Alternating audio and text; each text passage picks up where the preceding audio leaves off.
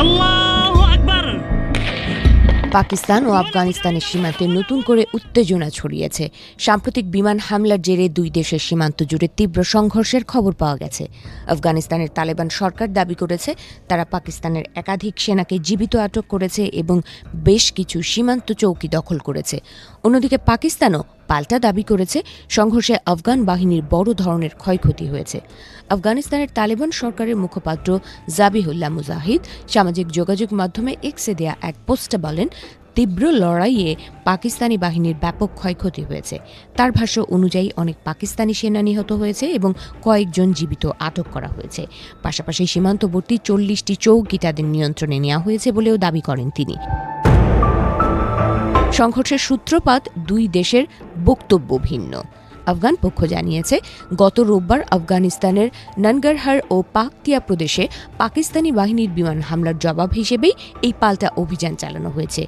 পূর্বাঞ্চলীয় সামরিক কোরের মিডিয়া অফিস এক বিবৃতিতে জানায়, বৃহস্পতিবার রাত থেকে সীমান্তে ব্যাপক গোলাগুলি শুরু হয় এবং তা দ্রুত বিস্তৃত এলাকায় ছড়িয়ে পড়ে। অন্যদিকে পাকিস্তানের পক্ষ থেকে বলা হয়েছে, সীমান্তে নিরাপত্তা রক্ষায় তারা নিয়মিত অভিযান পরিচালনা করছে এবং সাম্প্রতিক সংঘর্ষে আফগান বাহিনীর বড় ধরনের ক্ষতি হয়েছে। পাকিস্তানি সামরিক সূত্র দাবি করেছে একাধিক সীমান্ত চৌকি ধ্বংস করা হয়েছে এবং আফগান যোদ্ধাদের হতাহতের ঘটনা ঘটেছে। তবে এখন পর্যন্ত উভয় পক্ষের দাবির স্বাধীনভাবে যাচাই সম্ভব হয়নি। বিশ্লেষকরা বলছেন, পাকিস্তান আফগান সীমান্ত দীর্ঘদিন ধরেই উত্তেজনাপূর্ণ। বিশেষ করে খাইবার পাখতুনখাওয়া অঞ্চলে বিভিন্ন সময় সংঘর্ষের ঘটনা ঘটেছে। সীমান্ত চিহ্নিতকরণ নিয়ে বিরোধ, জঙ্গি গোষ্ঠীর উপস্থিতি এবং পারস্পরিক অবিশ্বাস পরিস্থিতিকে জটিল করে তুলেছে। সাম্প্রতিক এই সংঘর্ষে সেই উত্তেজনাকেই আরও বাড়িয়ে দিয়েছে। স্থানীয় সূত্রগুলো জানিয়েছে, সীমান্তবর্তী এলাকায় বসবাসকারী সাধারণ মানুষ আতঙ্কের মধ্যে দিন কাটাচ্ছেন। গোলাগুলির শব্দ ও বিস্ফোরণের কারণে অনেক পরিবার নিরাপদ স্থানে সরে যাওয়ার চেষ্টা করছে। যদিও উভয় দেশের পক্ষ থেকে বেসামরিক হতাহতের বিষয়ে আনুষ্ঠানিকভাবে কিছু বলা হয়নি। কূটনৈতিক মহল মনে করছে, পরিস্থিতি দ্রুত নিয়ন্ত্রণে না আনতে পারলে তা বৃহত্তর আঞ্চলিক অস্থিরতায় রূপ নিতে পারে।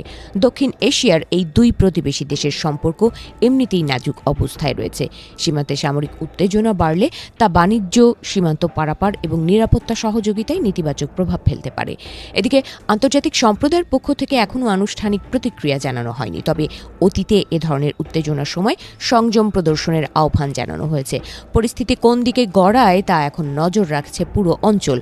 সর্বশেষ প্রাপ্ত তথ্য অনুযায়ী সীমান্তে এখনও থেমে থেমে গোলাগুলির খবর পাওয়া যাচ্ছে। উভয় দেশই নিজেদের অবস্থানে অনড় রয়েছে, ফলে তাৎক্ষণিকভাবে উত্তেজনা প্রশমনের কোনো ইঙ্গিত মিলছে না।